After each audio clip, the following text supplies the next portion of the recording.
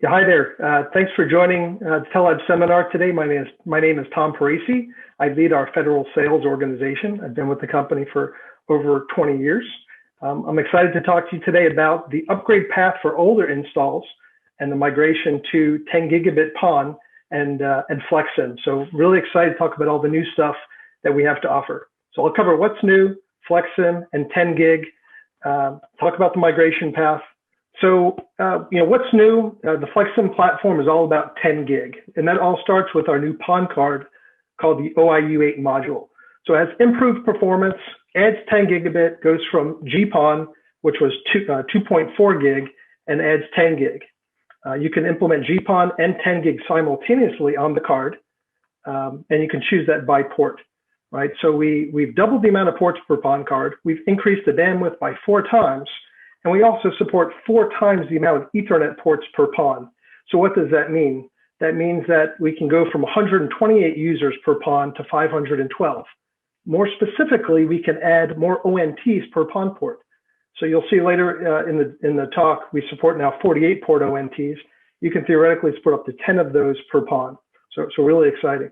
Additionally, that lets us support up to 8,000 users per chassis. And we also support both PON and 10 gig on the same fiber. So that's the new PON card. With the new PON card are new optical line terminals. And there are 3 that we've added to the portfolio. The first is the OLT 6. And the 6 corresponds to the number of slots in the chassis. So we're making the chassis, or we've made it more dense. In the select slot chassis, we have 2 redundant cards, they're the processing cards, and 4 PON cards.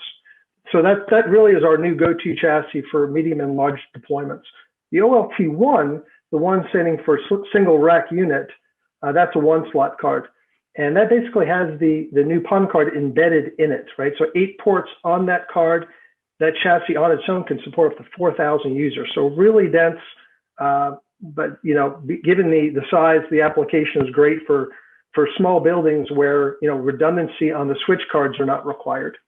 And then the third OLT is the mini OLT. It's really meant for outdoor applications. It's hardened, weather-tight enclosure, has 2 PON ports, and supports both 10 gig and GPON, and supports 40 gig of uplink capacity.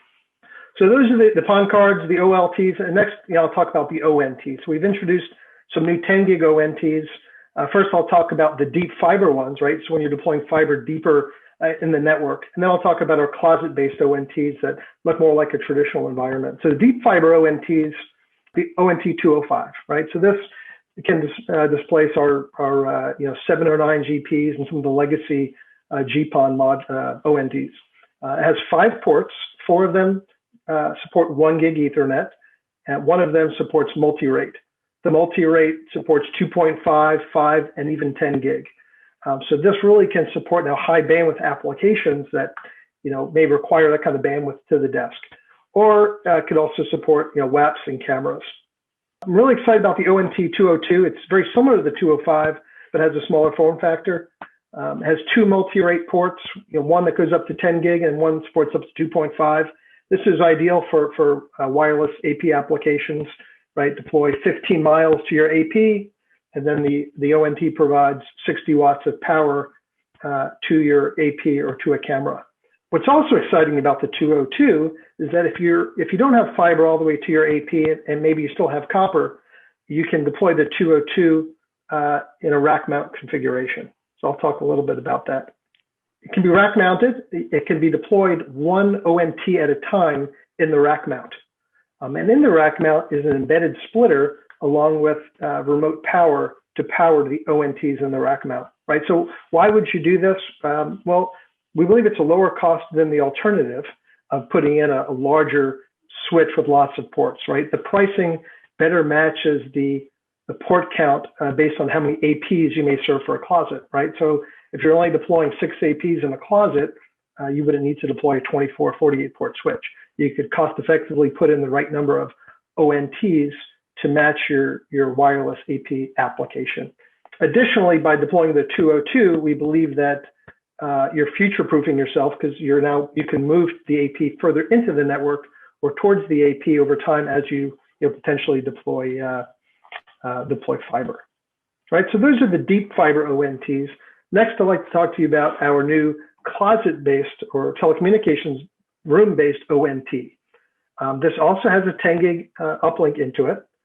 It supports 48 ports. So before, where we supported GPON at 2.5 gig and 48 ports, now we support 10 gig and 48 ports. So this looks more like a traditional deployment. I always say this supports the other 90% of the market, right? Where traditionally PON has served the 10% of new construction. So anywhere where there's copper that's existing, we would recommend this solution. So it looks like traditional in that you still have copper, but you're getting all the benefits of PON. You're getting the better ROI, the operational value of one management system and fewer devices to manage, and then the security aspects of PON, fewer IP addresses in the network. This ONT also supports power over Ethernet, 60 watts per port, has dual power supplies and multiple different options of power supplies as well to be put into the ONT. Really excited about the ONT 248. It really opens up a lot bigger market for PON. So we talked about OLTs, PON cards, ONTs.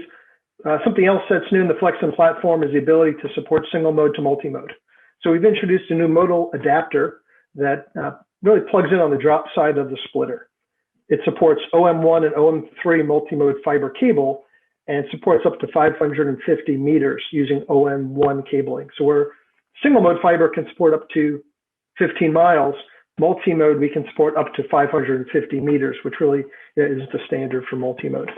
So what are the applications for multi-mode fiber? Well, the first, especially in the federal environment, many of our customers use multi-mode fiber as the standard for classified deployments, right? So traditionally, PON did not support multi-mode. Well, now it does, right? So the splitter goes in the closet, the modal adapter goes in the closet as well, and then all the same PON ONTs that we've been talking about, they now work on the multi-mode as well as single mode in their current form factor. And that's all due to the modal adapter that we talked about. The second application is supporting older buildings where multi-mode fiber is in the riser of a building and you have copper horizontally. So that's shown here in this picture. Really the takeaway from all of this is PON traditionally supported just single mode. Now it supports single mode, multi-mode, and copper cable horizontally. So really almost any type of infrastructure is supported via PON today, and all aggregated from a single OLT, as depicted here. So along with the 248, we also introduced a new really cool feature of supporting multiple wavelengths. This is really new in the industry. We're initially supporting up to 4 wavelengths. And what we're doing is we're using a combiner to combine these wavelengths over the PON link. And then the ONTs at the edge are tuned to the right frequency. There are a couple different drivers for this. Really the main one probably is limited bandwidth in the backbone of networks, right? If you only have one fiber, as an example, and you want to drive more users, you can put essentially 4 PONs over that same fiber. The other potential applications, you just need more bandwidth, more than 10 gig. Now you can go 40 gig on that fiber. Or the third case, maybe you want enhanced separation between networks or users. This can give you some additional separation, versus just using the PON protocol itself. So those are the exciting new things with FlexSym and with 10 gig. Now I'd like to talk briefly about the upgrade path on how to get there. So we have many customers that are starting to look at the reasons for upgrading. So if you have this material in your inventory, we would recommend that you consider upgrades. So the OLTs from the 1150, 1134, 1131, the traditional full port PON card, and this list of ONTs, really with the 709 GP being the most common one that is out there that folks are upgrading.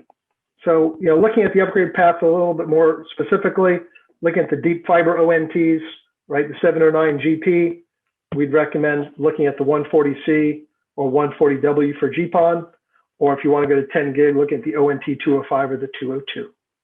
If you're deploying PON to the closet today using a 729 GP ONT, even though that's still available for sale, we certainly recommend considering 10 gig and the new 48 port ONT. From the PON card perspective, we recommend upgrading the 4 ports to 8, right? It provides a whole lot of benefits from density and speed, and like we talked about. Next, looking at the OLTs, the 1150, 1134, and 1131. We recommend looking at the OLT 6 or OLT 1, right? So after you've made or considered these hardware upgrades, some additional things to consider. One is adding PON protection, right? So many customers only have a single uplink from their splitter today, and that's provided 5 nines availability. Adding PON protection, gives you even more availability. So it's something to consider when upgrading the network. And then lastly, one thing to consider is Tellabs' new Tellabs Protect portfolio, which provides physical infrastructure protection on top of the network itself, right? So it alarms the fiber cable and physical assets. If someone's tampering with any of those assets, it creates an alarm and lets you know. So again, we talked about what's new, FlexSym 10 gig, all the great new products. We talked about the migration path, how to get there. Probably 2 takeaways. If you would like some more information, I recommend visiting tellabs.com /contact us, and a Tellabs representative can contact you to discuss your upgrade requirements.